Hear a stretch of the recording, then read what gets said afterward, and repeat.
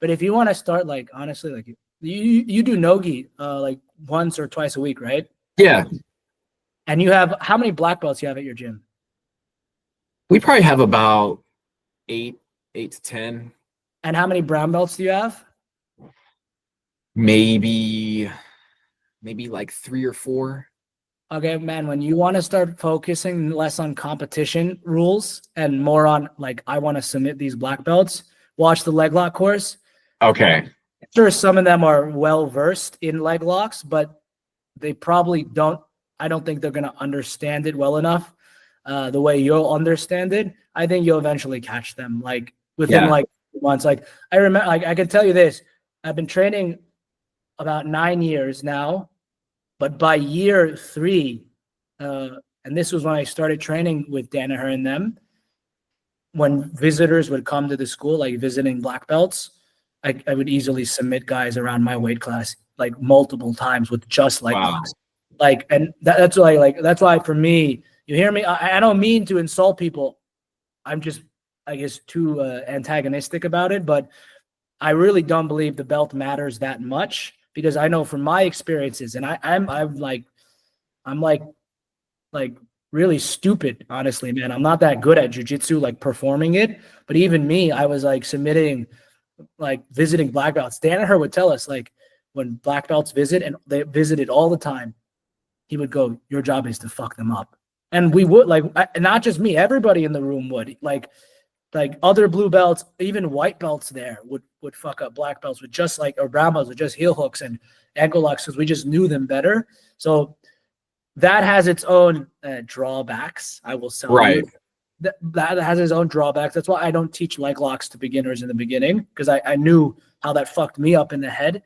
But if you're already focusing on the things you need to focus on, like the passing and the guard retention and this stuff, if you add that alongside leg locks, like I think you'll easily start beating the guys, no gi wise anyways, not gi wise, in the higher ranges in your academy. Yeah.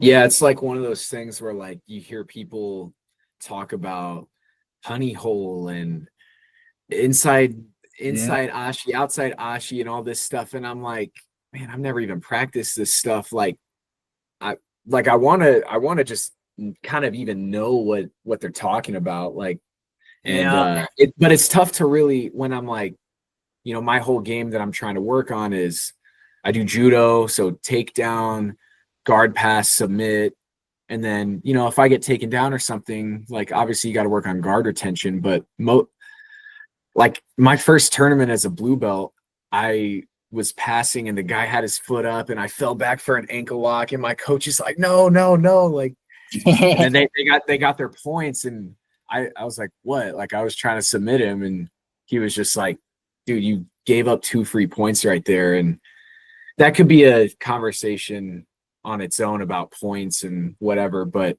looking back, I had no idea that that's how it worked. I was like, oh, I didn't know he was going to get the points there. And so now I'm much more like, if I was already on my back, I would probably go for something like that, but I'm not going to guard pass and fall back for a ankle lock or something like that.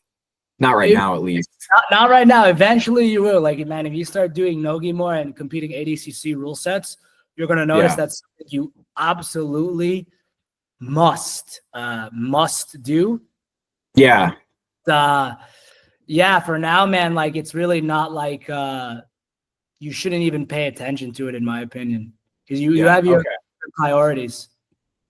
Are you familiar with Grappling Industries at all? Yes. Okay. Yeah, I did a Grappling Industries tournament in January, and when I was prepping for it, everything's legal in the gi except for heel hooks at blue belt. And so I was prepping for it, and I remember, like, I just baited like the easy toe hold on this guy, and it was just like, it made him react